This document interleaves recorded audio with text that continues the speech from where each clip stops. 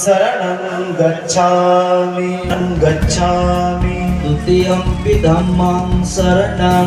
बोधिसत्व परमपूज्य डॉक्टर बाबासाहेब आंबेडकरांचा, बोधिसत्व परमपूज्य डॉक्टर बाबासाहेब आंबेडकरांचा, महामानव तथागत भगवान बुद्धांचा, बोधिसत्व परमपूज्य डॉक्टर महामानव तथागत भगवान बुद्धांचा। पूर्णा शहरात 24वा भारतीय संविधान गौरव सोहळा मोठ्या हर्षोल्लासात साजरा करण्यात आला।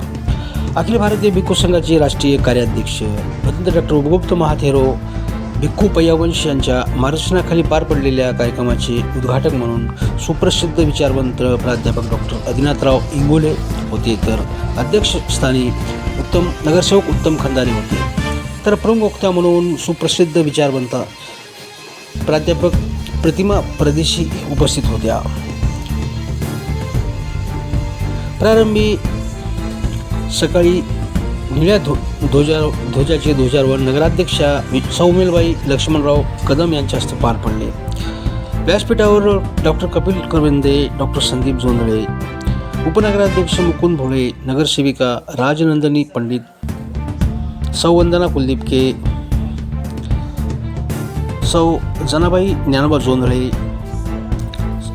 सौ प्रमिला भगवान सोळंके, सभापती पद्मिनीबाई नामदेव वेंगडे, नगरसेवक सुनील जाधव, रऊफ कुरेशी, अनिल खरखराटे, पत्रकार जगदीश जोगदंड, केदार पात्रकर, सुधाकर खराटे, विशाल कदम सह आदींची उपस्थिती होती। वरील मान्यवरांचा संविधान गौरव समितीच्या वतीने सन्मान चिन्ह देऊन सत्कार करण्यात आला। कार्यक्रमासाठी प्राध्यापक अशोक कांबळे, कॉम्रेड अशोक कांबळे, दादराव पंडित, प्राचार्य केशव जोंधळे, गौतम काळे, सिद्धार्थ भालेराव, दिलीप गायकवाड, हर्षवर्धन गायकवाड, धम्मा जोंधळे, अतुल शहाणे, शिवाजी बेडे, मोहन लोखंडे, विजय बगाटे, बोधाचार्य, त्र्यंबक कांबळे, अमृत कराळे, अतुल गवळी, किशोर ढाकरगे, प्रवीण कनकुटे, महानंद गायकवाड, गौतम दिपके, बाळासाहेब राऊतसह संविधान गौरव समिती सदस्यांनी परिश्रम घेतले। तर कार्यक्रमाच्या प्रारंभी शाहीर प्रकाश जोंधळे व शाहीर काजल सातोरे यांच्या गायनाचा कार्यक्रम संपन्न झाला। कार्यक्रमाचे सूत्रसंचालन व आभार श्रीकांत हिवाळेसर यांनी मानले। डॉक्टर आंबेडकर नगर येथून संविधानांची भव्य मिरवणूक काढण्यात आली। मोठ्या संख्येने उपासक उपासिका यावेळी उपस्थित होत्या।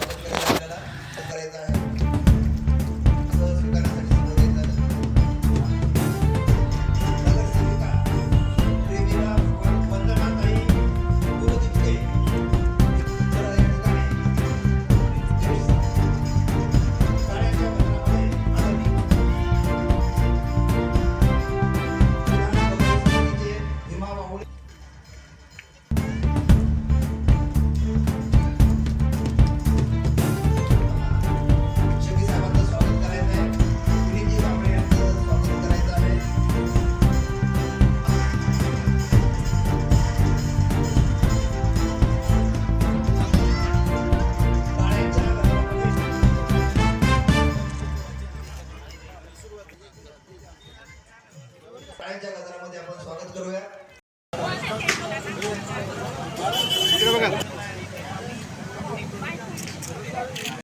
आज आपण भारतीय संविधान गौरव सोहळ्याला आलात, काय लोकांना आवाहन करण्यात केले? आज 26 जानेवारी प्रजासत्ताक दिन आहे। सर्वप्रथम सर्व भारतीयांना प्रजासत्ताक दिनाच्या निमित्तानं हार्दिक शुभेच्छा। संविधान गौरव सोहळा आज पुण्यामध्ये झाला आणि त्याच्यामध्ये मला विचार व्यक्त करायची संधी मिळाली।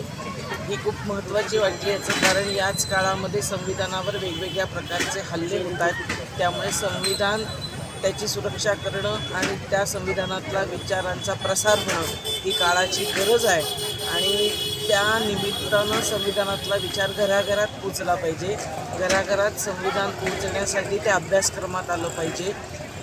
सर्वत्र संविधानाचा विचार झाला पाहिजे, हा खरं तर आजचा संदेश। काय वाटते असं की तुम्हाला की भीती वाटते की संविधान बदलण्यासाठी लोक? याचं कारण आज देशामध्ये ज्या प्रकारचे सत्ताधारी आहेत ते मुळात त्यांची जी मातृ संघटना आहे RSS नावाची, ही मुळात संविधान विरोधी आहे। त्यांच्या सर्व बौद्धिकांमधून ते संविधान विरोधी संविधान बनत असताना बोललेले लोक आहेत।